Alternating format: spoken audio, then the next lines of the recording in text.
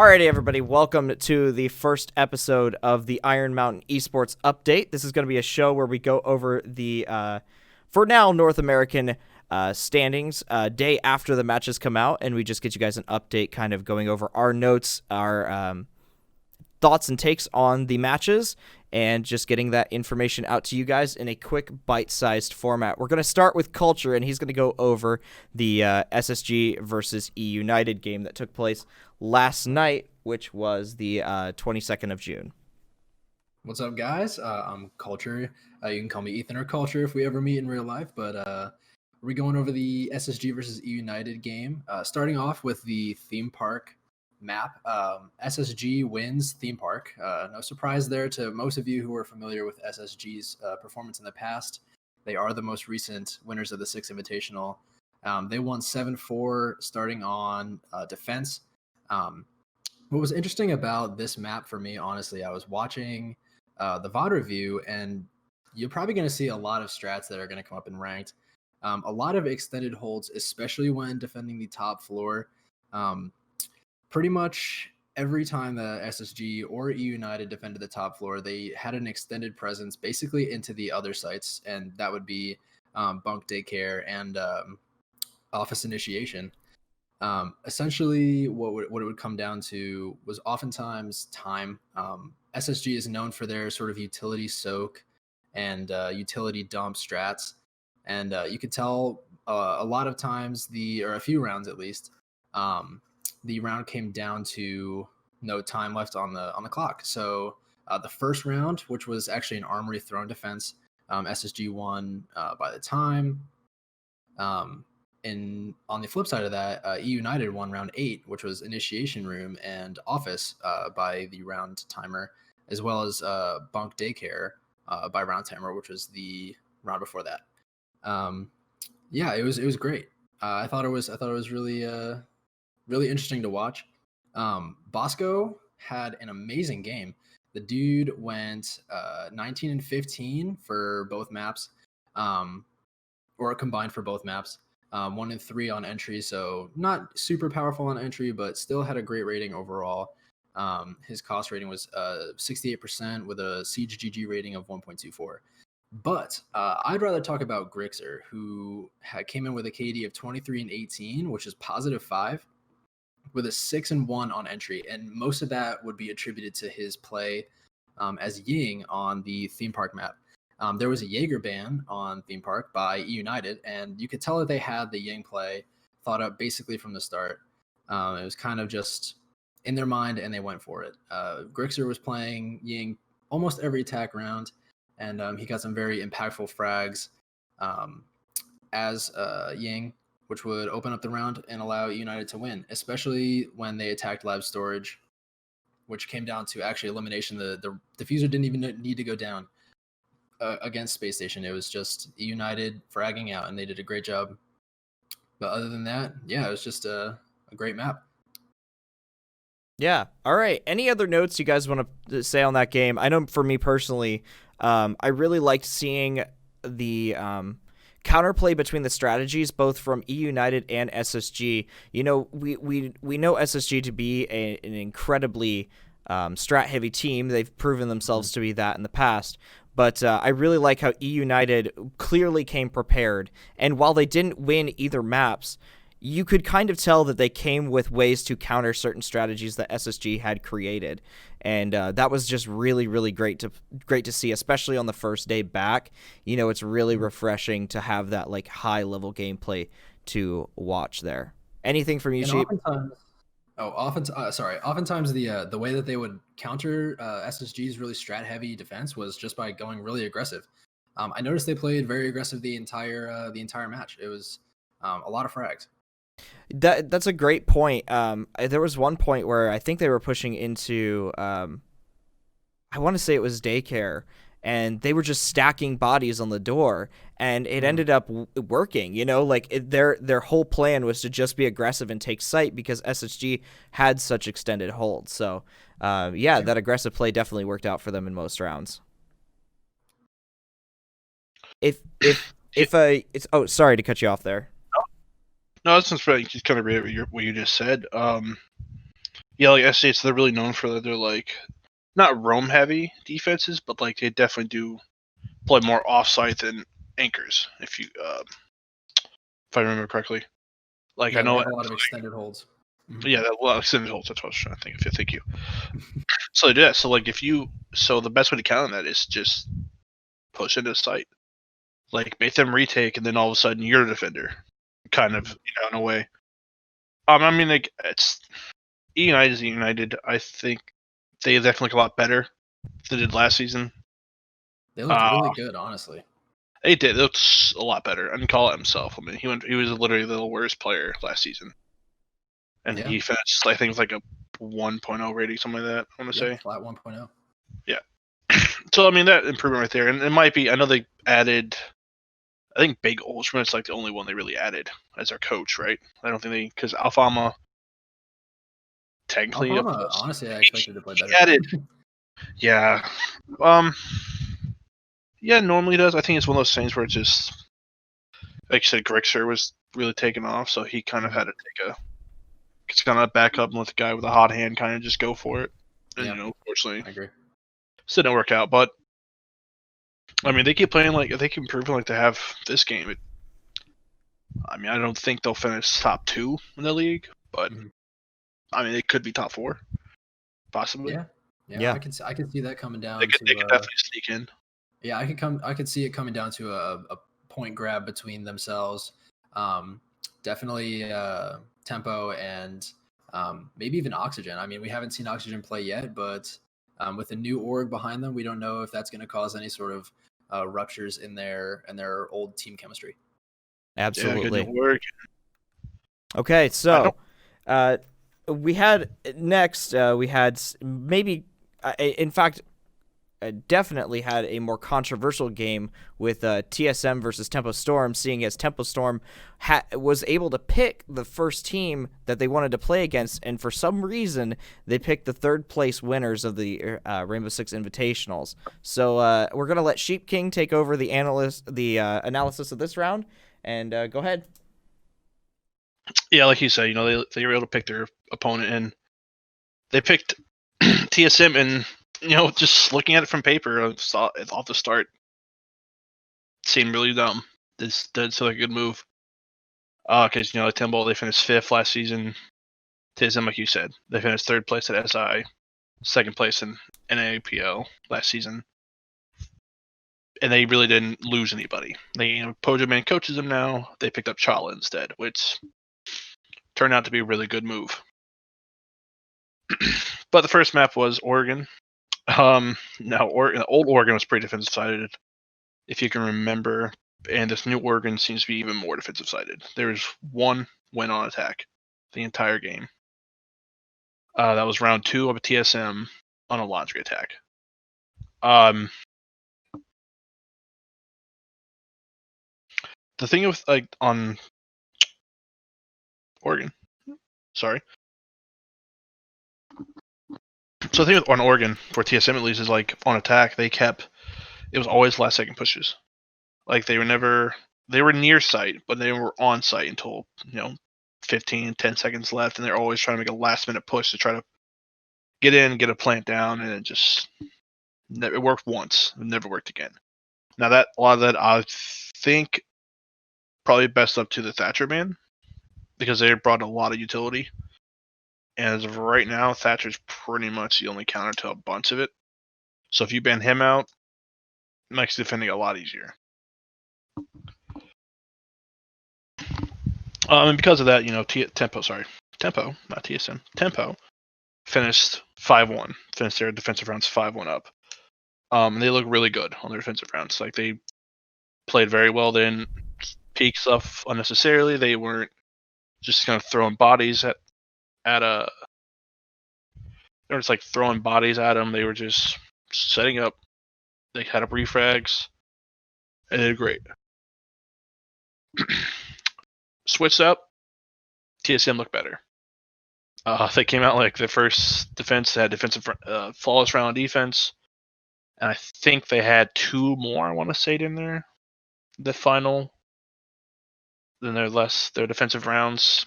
They end up winning 6 rounds in a row. correct. Mm-hmm. Yeah, 6. Yeah, they won 6 rounds of their own defense, which I mean isn't unheard of, but they were doing it fantastic. And Chala was a big part of that. Yeah, I was actually gonna just say that like Chala came up so huge on Oregon, and it's really good to see how he stepped into Pojo Man's role in the Yeah, team and filled it so well. He executed everything that he needed to. He had the most plants of the rally. He had 2 plants over both matches, and he still went +7 on the day with a 1.16 rating. It's amazing. He did so well. Like Chala for his first game back, for his first map back, officially, did fantastic. Like you said, just that's the biggest worry coming to this game for TSM was like, how's Chala gonna do in place of Pojo? And he did. I'm not gonna say better than Pojo did, but he at least did as well as Pojo did, for the most part. And now that was the first match. First match basically story was defense essentially. His defense, they got 1 attack round that really let him win. But in Villa, completely other story. Probably one of the closest game, really close game. Back and forth. I think it was 3. It was 3-3 at the switch. Tempo started defense, I believe. No, sorry, Tempo started attacking. Those are all messed up. So Tempo started attack, and real thing I saw was like they were bringing Ayana in, and they're using her gadget like you probably should use her gadget, like an extra drone. So instead of like throwing drones in and wasting drones, they just have them there, have somebody cover, throw the drone up, go in and get some information. Now it still didn't work out every time with a frag, but it's still better than wasting a drone, because at the end of the day you go and lose Ivana. All right, cool. Her Gemini's down, but she still has the drone. And speaking of frags, I don't want to cut you off here, but out of the 27 rounds that were played yesterday between TSM and Tempo Storm, 25 of those were won by elimination. In fact, all of Villa, there was not a single round won by time running out or the diffuser being disabled. It was every single round came down to just getting kills. And actually, round 4 and 5 of Oregon were the only rounds that were won by the round timer, and Tempo Storm took those. So it came down to TSM, I guess, not hitting their shots or just taking too long. Yeah, like I said, it was just they kept pushing. They kept pushing super late, and it was just somebody didn't have diffuser was off site. They just didn't have time. Yeah. So it's well played with Tempo, but yeah, I mean, this is pretty much just they're gonna frag. Like that's pretty much the story of this game. And they fragged. They both went back and forth. Eventually went to OT. Which TSM won OT obviously 8-7. But something I saw was pretty interesting. Like usually, if you ask most people on Villa, like what are the top 3 sites? Number 1 is going to be Aviator Game. Number 2 will be Trophy Statue. Kitchen Dining be your 3rd choice. For this map, the Trophy Statue was only played 3 times. Kitchen was the 2nd site of most of that.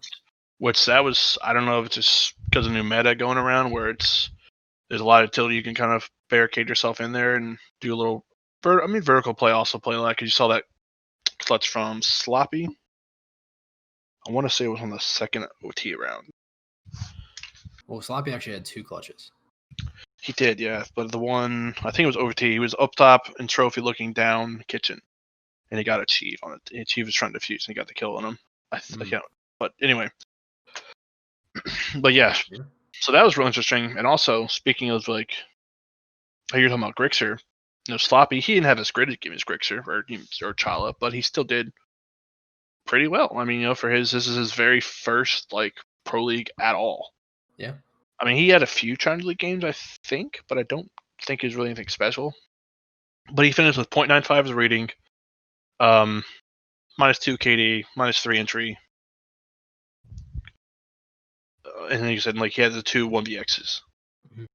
So like, I mean, for being a young kid first in, that's pretty good. I mean, granted, it's not amazing, it's not groundbreaking, but that's the kind of thing you want to see from like a young player. Start out, especially with the 1vx's, the clutching. I mean, if you remember, Yeah, keep going. Go ahead. Like, 'cause, I mean, for me, like, I know if I was running a team and I had a young player come in and he was already able to start clutching rounds up for us, that's really, and even when he didn't perform super well. I mean, he went 6-18 through the match, so I mean, it's not terrible, but Mhm. you know, what are you gonna do? It's not like he's not Bolo or something like that. Yeah, it's still really, really good. So it's very promising. You're like, all right, cool. We have somebody who can, if we need somebody to clutch, he could do it. It's not like automatic, like, well, we're probably gonna lose this round because it's so and so. Like, nope, sloppy's on it. Well, we might win. Let's see how it works out. Yeah, and if you look back into last season, when Bolo's first pro league match came along, he didn't perform, to that high, Yeah, Bolo standard that we all thought he would have. I would. mean, we've all seen the ranked clips. Everyone knows that Bolo's an insane player. But when he came into pro league, he sort of settled down, played a more team oriented game, and didn't really frag out as much as people expected him to. Everyone thought, Yeah. oh, Bolo's going to be on entry, Bolo this, Bolo that. He's going to be crazy with the gun. But he was kind of showing a It was lackluster definitely a learning performance, and it took him a little bit to Yeah. come into his own. And if you see this game, or this pair of maps here, Bolo went 25-16, which is Plus 9. an incredible performance. He Yeah. was only outfragged by Achieved, who had one more kill than him. Yeah. I would also He was say that just going along your point of Bolo, everyone expecting Bolo to be the entry fragger and everything, he still really doesn't play entry frag. In fact, he mostly plays what I would consider like flex, maybe secondary support a lot of times. He still doesn't really fit into that role that people expected him to coming into Pro League. No, and I think it's one of the way TSM kind of plays it. Because, like, I think I'll probably say like Merc is probably their, like, entry. And then, like, we probably Bolo, Achieve, and Chala, Gilo, but, like, there's the sports. But, like, I mean, looking like on the stats from CCG, Merc, he was -2. He was 16-18. -3 on entry. Let's see, Bolo +9, +4 on entry. Achieve is +12, +2 on entry. So, like, it seems like they don't. I'm not saying they're face checking, because we do see them drone a lot. They're one of the better droning teams in Pro League. But they seem to just go on their racing and, like, they're very, very confident. They know that they have a bunch of gunners, and they're gonna walk in and they're gonna shoot you, and that's it. They're just gonna click on your head, and that's it. And yeah, you're gonna get one or two of them. You'll get some kills. They'll lose some rounds, but at the end of the day, they're just gonna come in. They're just gonna overwhelm you.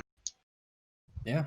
Yeah. And what I think was one of the most interesting factors of this whole match was something that we mentioned at the very beginning, how this matchup was Tempo Storm's pick. They chose to take their fight to TSM, who, like you said, are a historically strong team. And they almost knocked TSM off on both matches. Like you said before, I mean, Tempo Storm was up, 5-1 at the round switch. And then the only reason that TSM won is because they had that one attack. They were on defense. They got a defender-sided map. They won all of their defensive rounds, and that was it. But and the round they attacked, they won. The plant they got off, Geo got off. It was still very close. There's a couple. Like, if I think it might have been Forest, not Forest. Forest is a U. I think it was Dream. maybe Chala. No, yeah, maybe I think it was Creators. Actually, I'm thinking about it. But, like, he was coming on a flank, and, like, he just happened, he just missed his shot. If he hit the shot on Geo, I want to say they lose that round because it was like 5 seconds left. But they end up winning the game. But, like, Tempo, like you were saying, like, Tempo, they may have lost, and they may have lost like 2-0. But they looked really, really good. Like, it's not like Tempo last season where they got ran through. Mm-hmm. One thing that I do want to say though about Tempo Storm, and this is a little bit of a dig, I don't think that Crazy should be too worried about taking the fight to what's that guy's name? Super. Yeah, I don't think Crazy needs to worry about taking the fight to Super. I think with his performance, yesterday, I think going 10-19 overall, I think that Super's gonna run away with it. He's probably gonna trash him on Twitter later. Dude, he already did. He's like, I don't know how you guys are almost BTS. Close or I can't remember what he said. It was basically something like, "Wow, crazy had a career day. Can't believe you almost, crazy how you guys didn't beat up TSM or something like that." Mm-hmm. I think that's a great segue into the last topic I wanted to kind of cover here as we're kind of winding down. Is what do you guys think are the most important stories that are going to be coming out of the matches that we saw last night? You were mentioning Crazy versus Super on Twitter. What else do you guys think? What do you think's like the most important things to pay attention to, either going into Thursday's matches or the league as a whole going forward? Or sorry, Wednesday's matches. Thank you. Yeah. Personally, I think that one of the storylines, obviously we've all seen the beef, is going to be the Crazy versus Super beef, and I think it's mostly lighthearted because, well, yeah, but I think one of the more interesting things that we should watch is how Space Station also had the fight taken to them by a team that we would all probably agree last season was comfortably at the lower end of the leaderboards. So it's similar. It's a similar thing that we saw with G2 actually when they were at the height of their performance, and they were just winning every game, every tournament in sight. But then slowly the European team sort of caught up to them and showed them that they could be unseated as the kings of Siege. And I think that with SSG coming fresh off the win of the Six Invitational, we're gonna have to see if any team can be that sort of catalyst that takes SSG off of their throne, or if they can defend it and truly say that they are one of the only two teams that were able to defend a Six Invitational trophy. Yeah, I think that's going to be one of the bigger things. Like if SSG can keep the momentum going, which I think they should be able to do. I don't see Disrupt being a disruptor. That was a good one.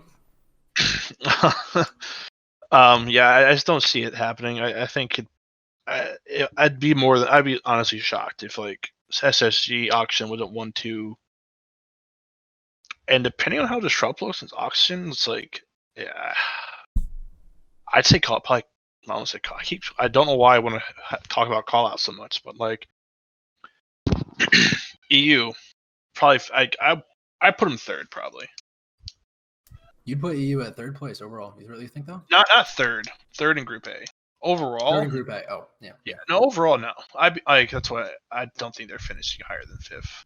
I would say that EU got the unlucky pick for their group. With how Tempo played yesterday, I think that obviously playing against TSM, I don't know if EU is going to be able to take the fight to another gunning team like they did with a strat heavy team in SSG. Yeah. So I think they might be in the hot seat coming in fourth place this season. I don't know. That's just based off of today, though. That is just based off of. I think that's something we'll have to wait and see for sure. And looking forward to like tomorrow's games, like DZ. DZ absolutely. So tomorrow we have Oxygen versus. Help me out here, guys. Disrupt.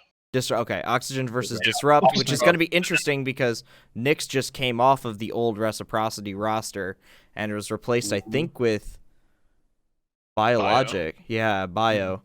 And then what's the other game we've got tomorrow? DZ versus Sonics. DZ versus Sonics. So that's going to be a very interesting game.